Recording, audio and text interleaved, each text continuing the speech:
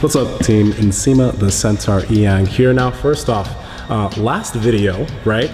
We managed to get over 300 likes and 1 dislike, which is fucking awesome, especially for a video that was posted not too long ago. So thank you. This channel is growing and I'm loving it. Number 2, this is Centaur Q&A number 10, and I thought it'd be cool to do something special because my brother is in town. Now, when I say brother, I mean biological brother. I mean, he's my twin brother. His name is Babatunde. Now, Babatunde and I were born on the same day, September 7th, 1992, but he was born first, so he ended up taking all of the alpha traits. He's super aggressive, he's really strong, but he's also extremely aggressive and just a really mean individual. So what happened was, when I think we were about 4, we were on the schoolyard and... Nsima, shut up. But Nsima, shut your mouth. Shut your mouth. Do not tell me it. Shut your mouth.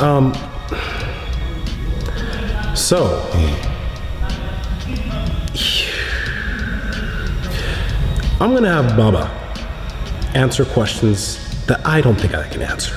Because some questions, you know, you hear them and you're just like, what? Baba's the guy who's gonna be real. I'm just a little bit too nice when it comes to things like that. So we're gonna get into the Q&A. When I feel that I need to give the mic to Baba and he needs to do his thing, Baba's gonna do his thing. All right? I'm gonna apologize in advance because he's not nice. I hope you guys will still like these videos even though he's here. Please, I need the love. Don't ask them. Okay. Don't ask them to like. Let's just get right into it. Oh shit. Okay, so question 1, top tips for natural bodybuilding. Time, you know, with a lot of these things, it always comes to the amount of time that you're willing to do something, and obviously natural bodybuilding is not a quick fix. Some individuals have really, really good genetics, or they've been lifting for a longer time earlier than you. So that's why we see some really good natural bodybuilders. I'm not gonna toot my own horn, but I mean, I am further into the game earlier in life than most people because I started lifting earlier. There's another guy, you know, Jeff Nippard, Joshua Gilliam. A lot of these younger natural pros have been lifting since they were 12 or 11, so they've put in the time to become professionals at their age. So I would say, if you know, you're starting, someone that's starting, like a majority of people starting at 17, 18, 19, be prepared to give yourself the time to actually grow, because this isn't the same as NPC bodybuilding where you can just, you know, do a few things and get really big really, really fast and be competitive if you have good genetics. This is something where even if you have good genetics, it's going to take you years to build the physique that can hit the pro stage or win a pro card, or the physique that you're hopefully trying to get. So give yourself the time to actually grow. Also, longer off seasons. You know, if you're trying to compete, first off, you should have longer off seasons than you do prep. So if you prep for 16 weeks, you should give yourself an off season of a year and a half. Too many natural bodybuilders feel that they need to hit the stage as often as their NPC counterparts. But you don't realize these NPC guys can get shredded in 10 to 12 weeks because they take shit. You know what I mean? They take shit to get shredded, so they get shredded like that. Whereas the guy that's natural will have to take maybe 20, 24. My cut in 2015 was a 42-week prep. So my off season, I haven't hit the stage, and I haven't been close to as lean as I am right now. I'm around 253 pounds since 2015, the end of 2015, you know?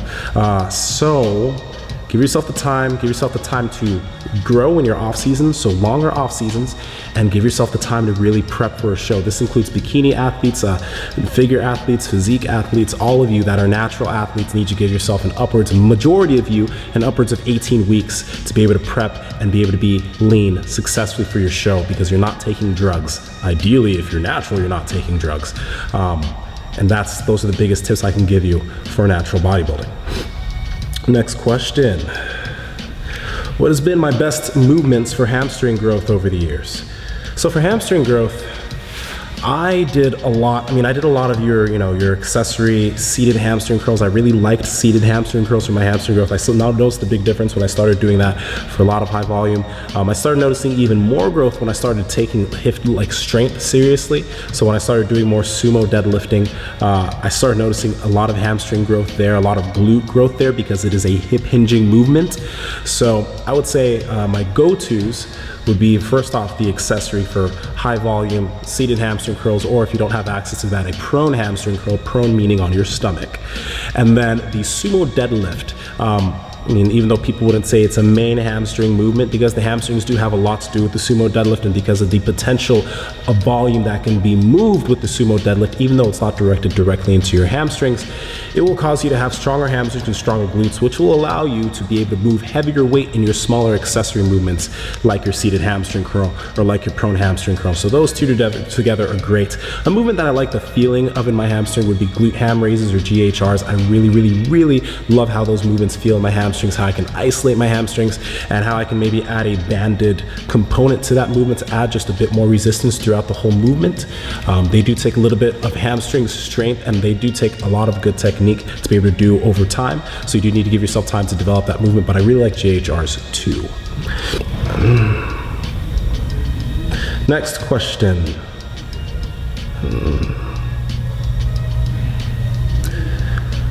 Why does an injecting bro says he's natty LMFAO?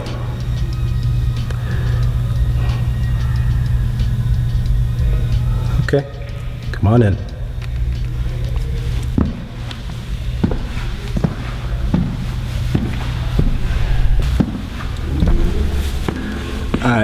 Hello. This is my first time behind the camera, so yeah. My name is Babatunde Inyang.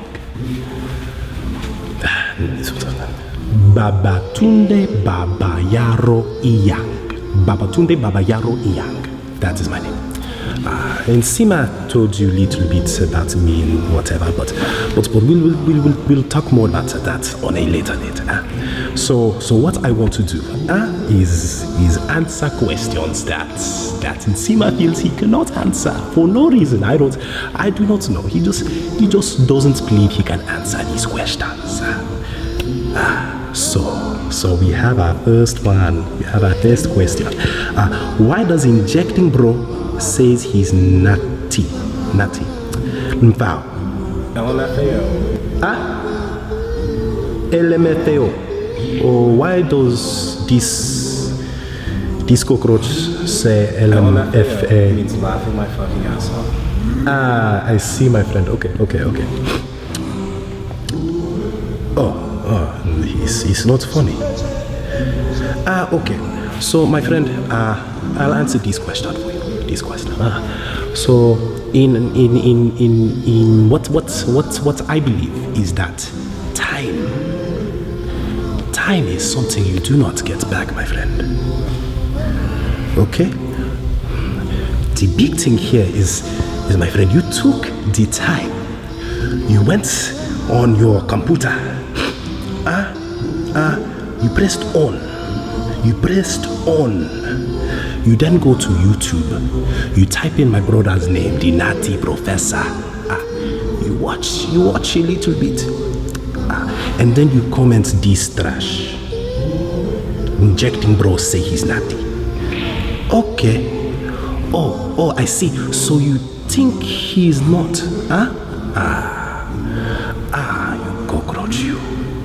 You cockroach, you such trash. Okay, anyway. I will say this because I'm going on for too long. You, my friend, you will never be as big as my brother. No matter how long you train, because you are a stupid idiot cockroach. Baba, no, dude.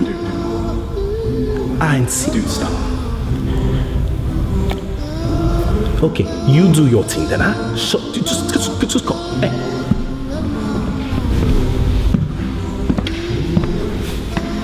Thank you. Next question. Hey, been lifting for close to 2 years now. I'm 15, 6'4", and 200 pounds and still pretty lean. I've just decided that I want to focus on purely strength, not so much size. Right now I'm doing 5x5 progression with minimal accessory hypertrophy work. I just like your opinion and a few tips, thanks. You're 15, 6'4", and 200 pounds. This is your prime time for muscle gain, bro, because honestly, I had such fast gains when I was younger, and things slowed down as I got into my 20s. So honestly, I would just tell you, do not take out your accessory work. You can still do your 5x5 programming and keep a lot of the accessory work that you're doing before in. You can handle a lot because right now also you can eat a lot of food. Now, I don't know, maybe it's an athletic thing. I don't know if I read the question fully or if I'm missing something, but I don't know if you're an athlete, like if you're a soccer player or something, and maybe you don't want to get too big to be on the field, but if you're just trying to be a beast athlete, like a beast football player or something, I'd say jack up the food a bit. Okay, don't get fat or anything, but jack up your food. Keep that accessory work in. Get as big as you can right now while you're getting stronger, because what that's going to do is as you get older and older, because you're holding on to more muscle, you'll have the potential to be that much stronger. This is a big, a point that has been killed in video after video that I've mentioned. You want to build muscle because a bigger person will have the more potential, okay, to be stronger, okay? So don't cut out the accessory work. Wait until you're actually an elite level athlete to taper your accessory work down, because for now, shoot, man, you could be really, really freaking strong. And 6'4", 200, yeah, you're big, but I know bigger. So that's a challenge to you. Jack up that accessory work, get fucking huge and get fucking strong. Next question. I deadlift 1 time a week sumo and block pulls 1 time a week too. Should I perform the block pulls conventional or sumo? I have both bodybuilding and powerlifting goals. So if I do block pulls conventional, would that help also my sumo pulling strength? Dude, you could really go either way with this and it wouldn't play that big of a deal. As much as people like to do conventional deadlifts on back day, if you're doing a conventional deadlift the right way, yes, there is a lot of stress on the back, but it should still be a primarily hip-driven movement. Just like the sumo deadlift, even though the angle of your torso for the conventional is here and the angle for your deadlift on your sumo is here, they should still be driving forward with the hips. So I would suggest, just to keep confusion out of the way, you know what? Yeah, I was gonna say this. You could do both, okay? If you don't want to lose the skill of doing a conventional deadlift, and maybe if you want to have a little bit more variability in your work, do your deadlift with conventional, your block pulls with a conventional style, conventional pull, while your main compound is your sumo. If you're specializing a bit, you may be getting closer to a meet, or you want to work more on your sumo technique because maybe your technique is lacking, your block pull should be sumo. Okay, so it could go really either way here. But it just really depends on the situation and the time. So far out from a meet, want some variability, conventional block pulls. Closer to a meet, you want to start specializing, block pull sumo. Next question. Do you...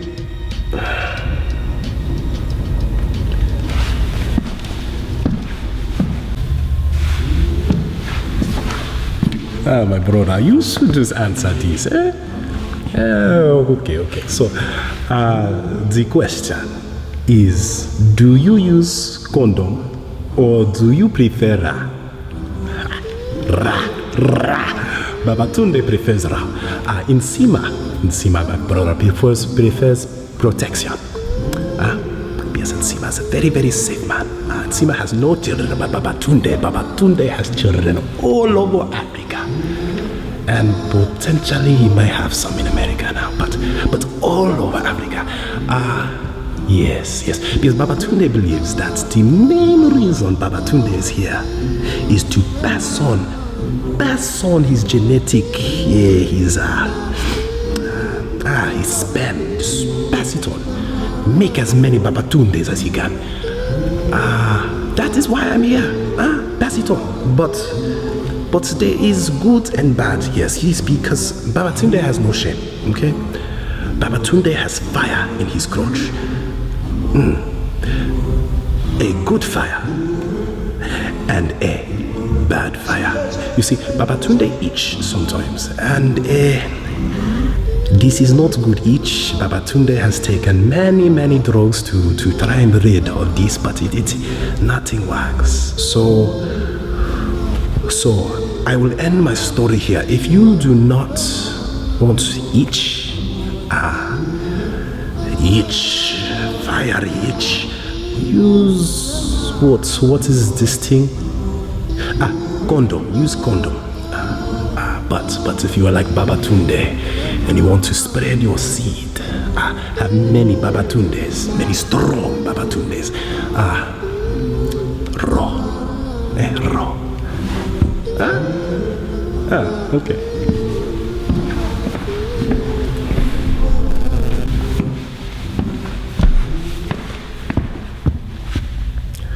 Next question. What kind of benefits do you find using BCAAs if you do use them?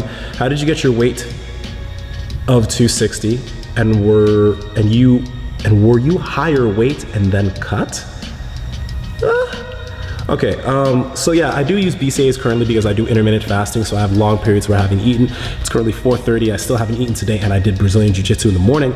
So I have long periods of not eating, so I use BCAAs mainly because I want to keep safe in terms of my muscle retention. Would I use BCAAs if I was eating even meals throughout the day? No. Would I use BCAAs? Typically, I would maybe, this is a total maybe, like there's a 30% chance that if I were deep into a cut, I'd start using BCAAs too. But you know, if you're eating at maintenance calories or in a very, very light deficit and you're not really super, super lean, I wouldn't say that you need to waste money on BCAAs. But currently, because I do intermittent fasting, I don't have even protein feedings during the day, I am using BCAAs to help potentially maintain some muscle, hopefully stray away from muscle wasting. Now, your other question, which was a little bit confusing, is how did you get your weight to 260? I ate and I lifted a lot. I believe at the end of 2015, for my contest prep, I was down at 230. Prior to that cut, I was at 265. Yeah, 265 prior to that cut. And I think 8 or 10 months before that cut, I was lean again. I was again at like 235 because I had another contest prep. And before that contest prep, my weight was at 255. Yeah, so 255, 252 to 255. So, and before that, I didn't do any bodybuilding. So I went from, this was post soccer. So I went from like 215 to 255. And that took me 2 or 3 years to do. So that's been my trajectory. Yeah, and after my last contest prep of 2015, I went back up to 265, I think peaked at 267. Right now I'm 252. I pretty much like, good weight I chill around is like 260, 265. When I want to cut, like right now I'm like 253. You see the veins are popping out, delts are popping, shit like that. I'm not really planning on getting crazy lean, but I'm at a decent place right now. That was really of me, so I apologize. Next question. Looking cut, bruh. Thank you, the Dacian Prince. All right. How to fix knees caving in squat. Yeah, man, so knee caving, I mean, I've talked about this in a lot of videos. Some of the main reasons that your knees are caving is, first off, you're not creating torsion when you're squatting, so you're just going down into the hole, and as you're coming up, you're just trying to push the bar up without pushing your knees out and creating that torque that we talk about in almost every single video on this channel, because it's an extremely important aspect of all types of lifting. Twisting the floor a little bit so that your knees stay in an outward trajectory. You just want to make sure that you don't create too much torque, because then you're going to have a crazy amount of knee swivel, so it's going to go out and in and out. You don't need a crazy amount of torque, but you just need just enough to keep your knees outside of you as you're squatting. So that's one thing. Another thing is just maybe potentially you might just need to widen your foot angle. Some people's knees cave in is because they have too straight of a foot when they're squatting. So their foot is here, and then when they squat, they come up and their knees cave in. But if they were to just increase their foot angle by 30 or so degrees, well, they would track in that place, and as they come up, it'll continue tracking there. But even if you do that, if the weight's heavy enough, it will force your knees inwards, which is why you want to create that torsion throughout your squat so that your knees stay tracking outside. Okay, you know what? I think that's it for this video. So everyone, I'm gonna let Baba do the outro, but I want you to ask a lot of questions in this video for Centaur Q&A number 11. Babatunde is gonna be someone who's gonna be making, he's going to be continuing to come in these videos and answer all the questions that I can't answer. So you know what? I want you to ask Babatunde some questions, and then obviously for all your smart lifting questions, ask me, because he's smart, but he can't answer all those questions. So yeah, like the video. Don't forget to like the video. Don't dislike the video because of Baba, please. It's not me, it's him. He has his views, I have my views. So like the video. I'm going to let Baba do the outro. Thank you all. Talk to you soon.